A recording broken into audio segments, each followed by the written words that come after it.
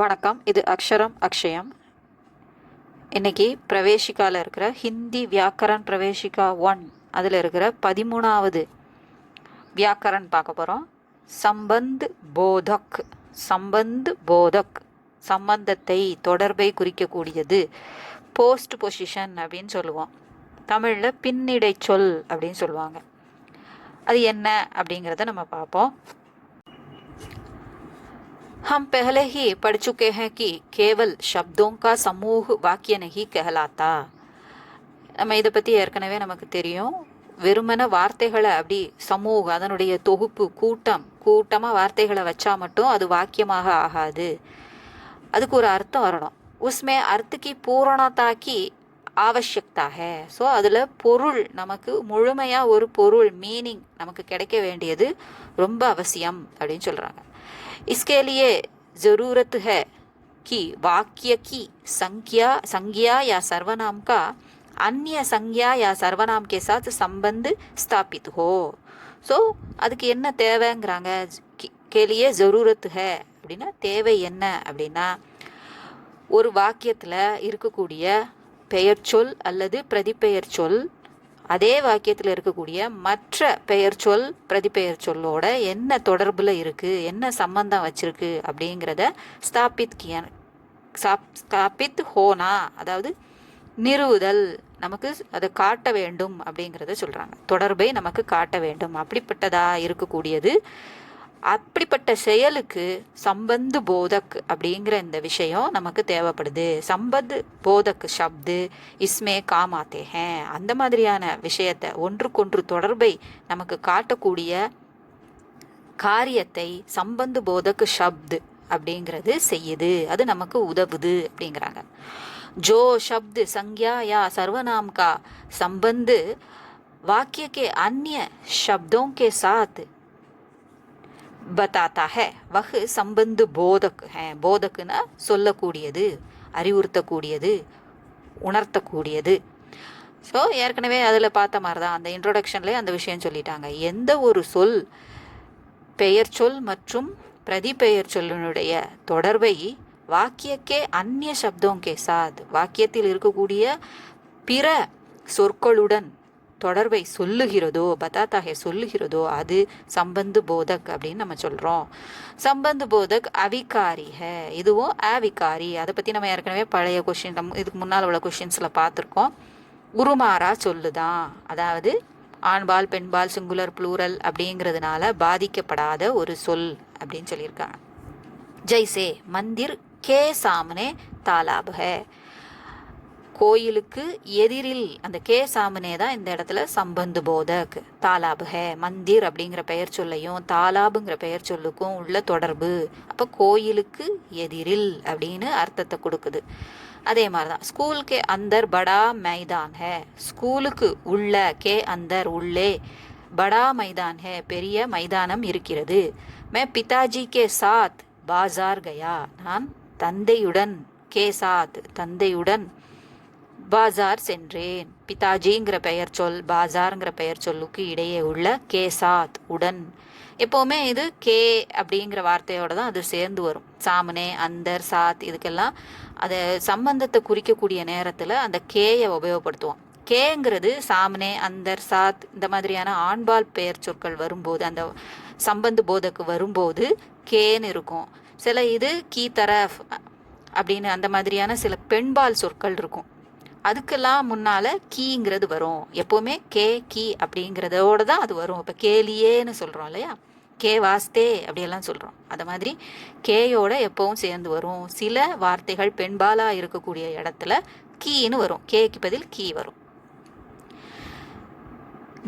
2 दिनों के बाद हम எர்ணாகுளம் ஜாயேங்கே. கே பாத் பிறகு, எர்ணாகுளத்துக்கு போவோம்.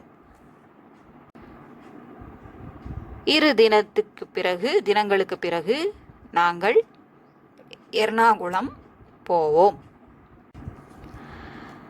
ज़्यादातर संबंध बोधक शब्द विभक्ति के साथ के या की प्रयुक्त होते हैं. அதான் கே அல்லது கீங்கிற விபக்தியோட தான் அது வரும் எப்போவுமே. ज़्यादातर பெரும்பாலும், சம்பந்து போதக் சப்து விபக்தி அதனுடன் சேர்ந்து தான் வரும். அந்த கே சாத்துங்கிறதே அதில் ஒரு சம்பந்த போதக வார்த்தையாக ஆகிப்போச்சு. அப்போது கே அல்லது கீ, இப்போ நம்ம முன்னால் சொன்ன மாதிரி ஜெய்சே, கே பீச்சே, கே ஊப்பர், கே பினா, இதெல்லாம் ஆண்பாலுங்கிறதுனால கே வந்திருக்கு. கீ தரஹ், கீ தரஃப் அப்படிங்கிறதெல்லாம், கீ ஓர் அதெல்லாம் உண்டு. அது எல்லாமே கீ அப்படின்னு வரும், ஏன்னா அதெல்லாம் பெண்பாலுங்கிறதுனால. कुछ संबंध बोधक शब्द में यह विभक्ति लुप्त भी हो जाती है. அந்த கே இல்லாமல் கீ இல்லாமலே பீச்சே, ஊப்பர், பினா, தர அந்த மாதிரியான வார்த்தைகளை முன்னால் உள்ள கேயோ கீயோ இல்லாமலே சில இடங்களில் உபயோகப்படுது. ஜெய்சே குரு பினா கோன் மார்க் பத்தாயேகா.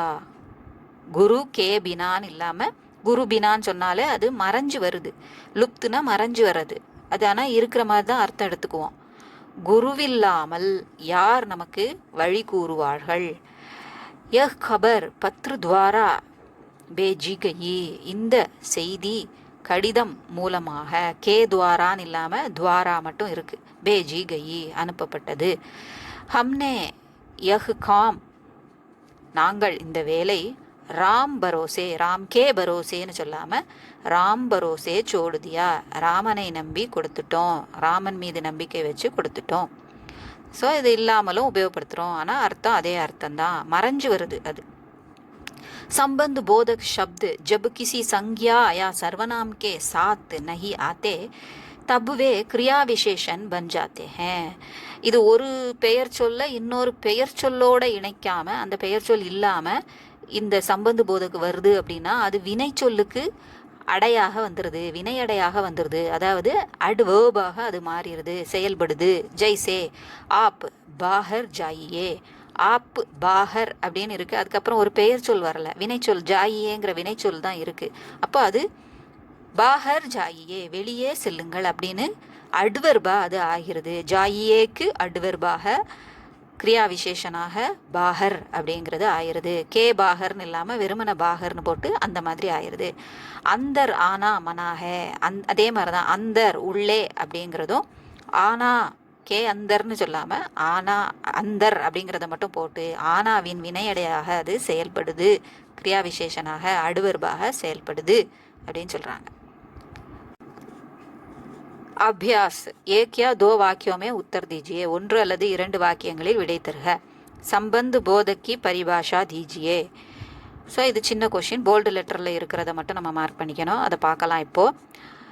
சவிஸ்தார் உத்தர் தீஜியே. ச விஸ்தார் ஏற்கனவே அதுக்கு விளக்கம் பார்த்துருக்கோம். சங்கிறது வித் உடன் அப்படின்னு அர்த்தம். விஸ்தார் விளக்கத்துடன் விடை தருக. சம்பந்து போதக்கு கிசே कहते हैं எதை சொல்கிறோம். சோதாஹரன் ச உதாஹரன் உதாரணத்துடன் விளக்குக. சம்ஜாயே விளக்குக. இதில் ஒன்னுன்னு போட்டு மார்க் பண்ணியிருக்கிறது மட்டும். ஜோ ஷப்து அப்படின்னு ஆரம்பித்து அவிகாரே ஷப்துக அது வரைக்கும் உள்ளது சின்ன கொஷினுக்கு. அடுத்த கொஷின் இங்கே ஆரம்பிக்குது, அதே இடத்துல ஆரம்பித்து கடைசி வரைக்கும், இது வரைக்கும் அந்தரானா மனாக அது வரைக்கும் எழுதிடணும். இது உங்களுக்கு யூஸ்ஃபுல்லாக இருந்திருக்கும்னு நினைக்கிறேன். பிடிச்சிருந்தா லைக் பண்ணுங்கள், ஷேர் பண்ணுங்கள், சப்ஸ்கிரைப் பண்ணுங்கள். நன்றி, வணக்கம், தன்யவாத்.